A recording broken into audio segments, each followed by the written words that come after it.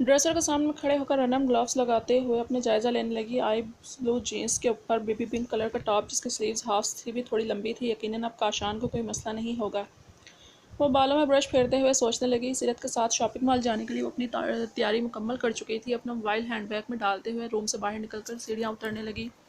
काशान हाल ही में मौजूद था इसका वेट और सीरत का वेट कर रहा था। वो थोड़ी देर पहले ही ऑफिस से घर आया था। रनम को सीढ़ियाँ उतरता देखकर काशान ने इसकी ड्रेसिंग का जायजा लिया। इसका टॉप जो कि सिर्फ कमर को ही कवर कर रहा था। काशान का मूड ख़राब हुआ। वापस जाओ और फ़ौरन चेंज करके आओ। इसने दिमाग को ठंडा और लहजे को नॉर्मल रखते हुए रनम को मुखातिब किया, मगर इसकी स्लीव्स तो काशान की आंखें दिखाने पर रनम के मुंह से निकलने वाला जुमला आधा मुंह में ही रह गया। आप ऐसा करें, आप ही को ले जाएं अपने साथ। रनम ने बिना डरे मुंह बुरा मनाते हुए कहा। कल रात में वो सीरत से कैसे हंसकर बात कर रहा था, जब कोई इसको तो सिर्फ आंखें दिखाता रहता था। काशान ठीक है कह रहा है, रनम जाओ ड्रेस चेंज करा करके आओ।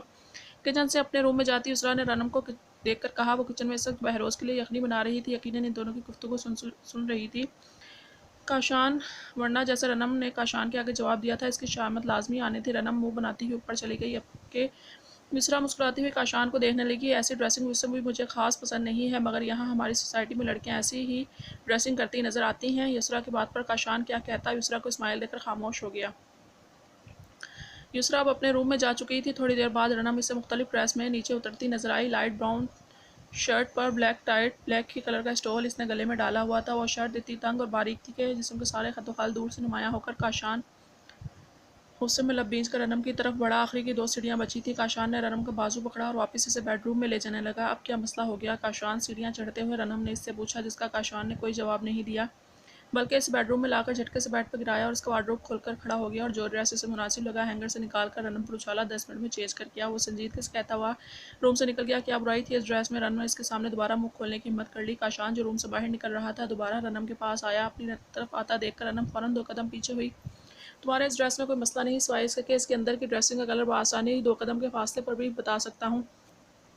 काशान रनम के करीब आता बोला। इसकी बात सुनकर रनम ने नजरें चुराकर अपनी नज़रों का जाविया दूसरी तरफ कर लिया, मगर काशान ने अपने हाथ से इसके चेहरे का रुख दोबारा अपनी तरफ किया। नज़र क्यों फेर ली तुमने, मेरी बात पर जवाब दो। इस तरह के कपड़े पहनकर जब तुम मेरे साथ चलोगी और दूसरे लोग तुम्हें देखेंगे तो इस वक्त मैं अपनी आंखों का जाविया इधर उधर नहीं कर सकता। और रही बात दूसरी लड़कियों की, तो कोई कुछ भी पहने, मगर तुम ये बेहुदा किस्म के कपड़े नहीं पहनोगी। मैं इन बेगैरत मर्दों में से नहीं हूँ जो अपनी इज्जत को फैशन के नाम पर शोपीस बनाकर अपनी आंखें बंद कर लेते हैं। तुमने कल भी टॉप पहना हुआ था, मैंने कुछ नहीं कहा क्योंकि तुम घर पर मौजूद थी। मैं बाहर निकल कर तुम्हें बुरखा या चादर लेने का नहीं कह रहा, मगर तुम ऐसी ड्रेसिंग करोगे तो मुझे बुरा भी लगेगा और गुस्सा भी आएगा।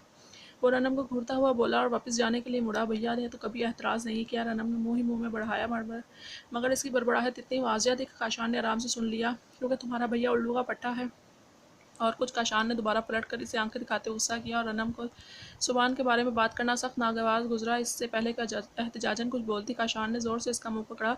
कुछ ज़्यादा ही ज़ुबान नहीं चल रही आज तुम्हारी। अब अगर आगे से तुमने एक लफ्ज़ भी निकाला ना तो अपने हशर के तुम खुद जिम्मेदार होगी। 10 मिनट के अंदर चेंज करके आओ फ़ौरन बाहर। काशान ने इसके मुंह से अपना हाथ उठाकर पीछे किया और रनम को अपने जुबड़े दुखते हुए महसूस हुए। और जब तुम बाहर आओगी तो तुम्हारा मुंह बिल्कुल नहीं बना हो। कमरे के दरवाजे पर खड़े होकर वो एक बार फिर रनम को बावर कराना नहीं भूला था। ड्रेस चेंज करके जब रनम बाहर आई तो सीरत और काशान कार के पास खड़े बातें कर रहे थे। रनम पर एक नज़र डालकर ग्लासेस लगाते हुए काशान ड्राइविंग सीट की तरफ बढ़ा। आगे आप बैठ जाएं आप ही। सीरत कार के पीछे का दरवाज़ा खोलने लगी तो रनम ने मुस्कुरा कर कहा। सीरत कंधे झुकाकर आगे बैठ गई।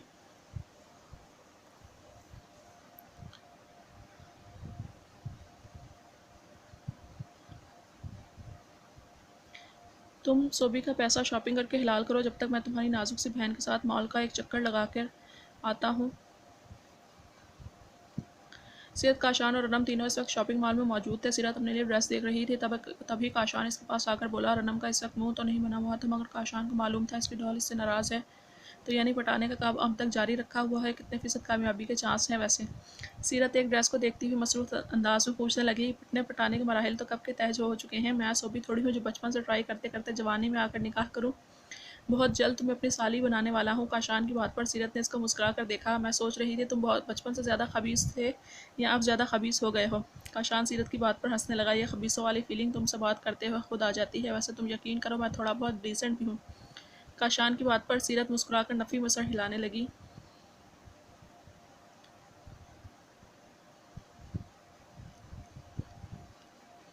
कुछ पसंद आया तुम्हें रनम? ज्वेलरी शॉप पर ज्वेलरी के आइटम्स देख रही थी तब काशान ने इसकी पुश्त पर खड़े होकर इससे पूछा। ले ले नहीं, आप ही के लिए पसंद कर रही हूँ, इयररिंग इन्हें गिफ्ट करने का सोच रही हूँ। रनम ने खूबसूरत से इयररिंग्स को देखते हुए काशान से बोला। काशान ने इसके हाथ से इयररिंग्स वापस रखे और इसका रुख अपनी तरफ किया। अब तुम मुझे खुद ही बताओ, ऐसा क्या करूँ कि तुम्हारी नाराज़गी दूर हो जाए। वो रनम को देखते हुए नरम लहजे में इससे पूछने लगा, आइंदा आप भैया के लिए ऐसे अल्फाज मत इस्तेमाल करिएगा काशान प्लीज़। रनम ने शिकवा करते हुए काशान को बोला, अरे नहीं बोल रहा तुम्हारे भैया को कुछ भी, कसम से तुम सच में बरकर बची हो। काशान ने अपनी मुस्कुराहट छुपाकर रनम की नाक खींचते हुए कहा, क्या वो क्या होता है। रनम अपनी नाराज़गी भुलाए काशान से पूछने लगी, कुछ नहीं होता है, छोड़ो इसे, ये देखो मैंने अपनी पसंद से ख़रीदी है तुम्हारे लिए, अच्छी लगेगी तुम्हारी नोज़ पर। काशान ने अपनी मुट्ठी खोली तो इसकी हथेली पर छोटी सी नोज़पिन मौजूद थी। मगर मैं नहीं पहन सकती, इसके लिए तो नाक छिदवानी पड़ेगी। रनम ने कंफ्यूज होकर अपनी नाक को छूते हुए कहा, तो इसमें क्या मसला है, अभी करवा लेते हैं, चलो मेरे साथ। काशान जैसे तैयार खड़ा था और इसका हाथ पकड़कर चलने लगा। रुकिए काशान, मैं नाक नहीं छिदा सकती। रनम ने इसके साथ चलते चलते अचानक बोला तो काशान रुका।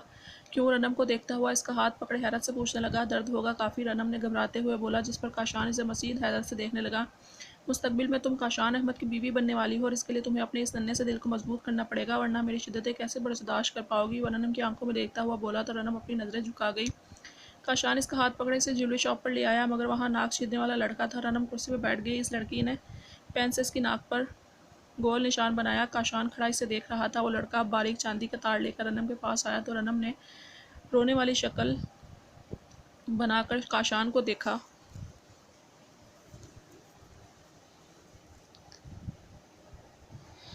एक मिनट, ये तार मुझे दो।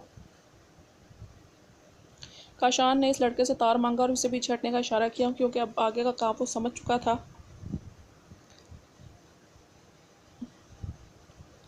काशान, आप क्या करने वाले हैं। रनम ने रूहानी अंदाज में काशान से पूछा। खामोश होकर बैठी रहो, काशान ने इसे डपटते हुए कहा। काशान ने जब बारीक तार रनम की नाक के पार किया तो काशान के दोनों हाथ पकड़कर चीख उठी, रिलैक्स, देखो छिद गई नाक तुम्हारी। काशान अपने कारनामे पर खुश होता हुआ बोला, मगर रनम का अच्छा खासा मुंह बन चुका था। भला ऐसे भी कोई करता है। रनम काशान को देखकर सोच रही थी, जबकि वो अपनी मुस्कुराहट छुपाए इसका हाथ पकड़कर शॉप से बाहर निकल गया। कहाँ रह गए थे तुम दोनों, सुबान की कॉल आ रही है मेरे पास। सीरत ने दूर से आते काशान को देखकर पूछा। कहीं नहीं गए थे यार, मैंने सोचा मुस्तकबिल में होने वाली बीवी के नकील अभी से डाल लूँ। तुम्हारा और सोबी का निकाह इमरजेंसी में हुआ, वरना इसको भी यही मशवरा देता। बीवी को काबू में रखने का नुस्खा नंबर 184। काशान की बात सुनकर सीरत ने इसके पीछे आहिस्ता कदमों से चल के रनम को देखा। रनम करीब आई तो सीरत ने मुस्कुराकर रनम से कहा। रनम ने हल्के से स्माइल दी। अचानक रनम की नज़र एक स्टॉल पर पड़ी। अरे आप ही देखें, वो शाहीना फार्मिस्ट यहाँ पर मौजूद है। आजकल ये पाकिस्तान में मौजूद होती है, इनका बताया हुआ 99% सच होता है। कल यशल ने मुझे इनके बारे में बताया था, चले हम लोग भी इनको अपना हाथ दिखाकर फ्यूचर जानते हैं। रनम ने एक्साइटेड होकर सीरत से कहा, दिमाग सही है तुम्हारा, गुनाह होता है और ये फजूल काम है और हाथ देखना और दिखाना। सीरत कुछ बोलने से पहले काशान रनम को देखकर बोला था। वो चुप हो गई। अरे काशी के बच्चे, तुम तो क्यों इतना सीरियस हो रहे हो, हमने कौन सा यकीन करना है, हम तो सिर्फ इंजॉयमेंट के लिए हाथ दिखा रहे हैं। चलो चलते हैं, मज़ा आएगा।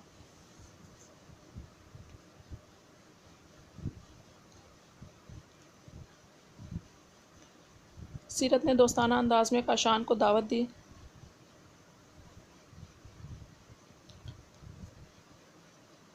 शराफत से घर चलो, कार्टून्स जैसे शौक हैं तुम दोनों बहनों के। काशान ने संजीदगी से इन दोनों को देखकर झड़का। और ये हीरो ना तुम इसके सामने बना करो जो तुम्हें हीरो समझता है। चलना है तो शराफत से चलो, नहीं तो यहीं वेट करो, हम आ रहे हैं थोड़ी देर में। सीरत ने बोलने के साथ ही रनम का हाथ पकड़ा और इस स्टॉल की तरफ बढ़ने लगी। काशान भी इन दोनों को अकेले कैसे जाने देता, इसलिए इन दोनों के पीछे चल पड़ा। आइंदा सोबी से कहूँगा अपने पीस को अपने साथ शॉपिंग पर लेकर आओ, वो ज़्यादा अच्छी शॉपिंग कराएगा तुम्हें। रनम अपने मोबाइल पर आने वाली कॉल पर मसरूफ़ थी। तब काशान ने सीरत से कहा, अरे जाओ यहाँ से, तुम और तुम्हारा भाई, तुम दोनों सीरत को हल्का लिया हुआ है। सीरत ने करते हुए काशान को देखकर कहा, सीरत बीबी, तुमने सोबी को बहुत हल्का लिया हुआ है।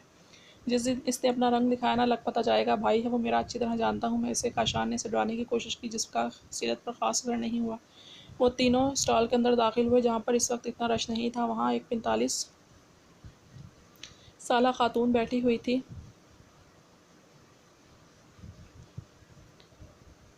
हम तीनों को आपसे अपना फ्यूचर जानना है। सीरत ने मुस्कुराते हुए सामने बैठी शाहीना को मुखातिब किया। काशान ने सीरत को घूर कर देखा।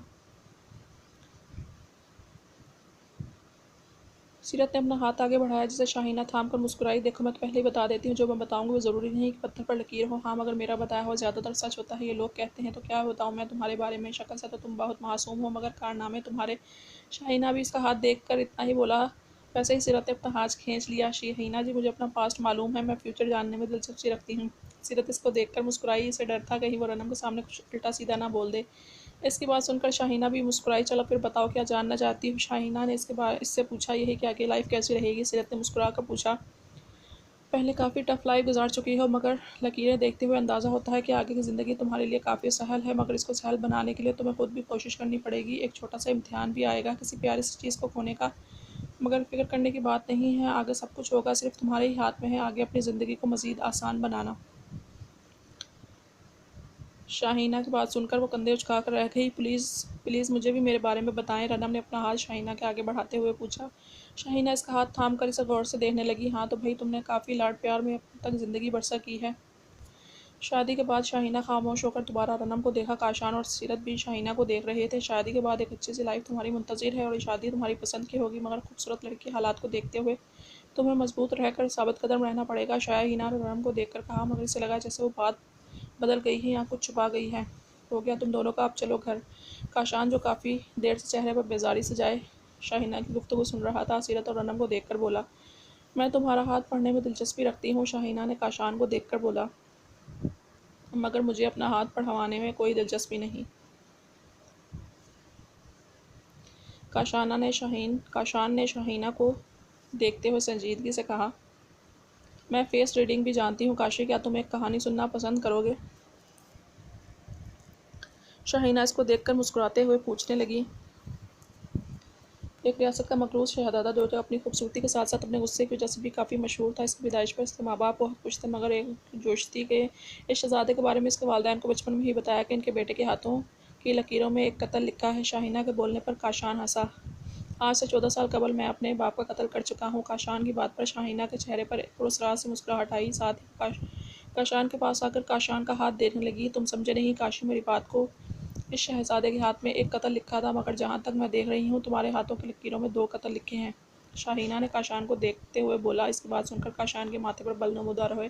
वहीं सीरत के चेहरे पर परेशानी, जबकि रनम के चेहरे पर खौफ के असरात नुमायां हुए। काशान ने अपना हाथ झटके से छुड़ाया।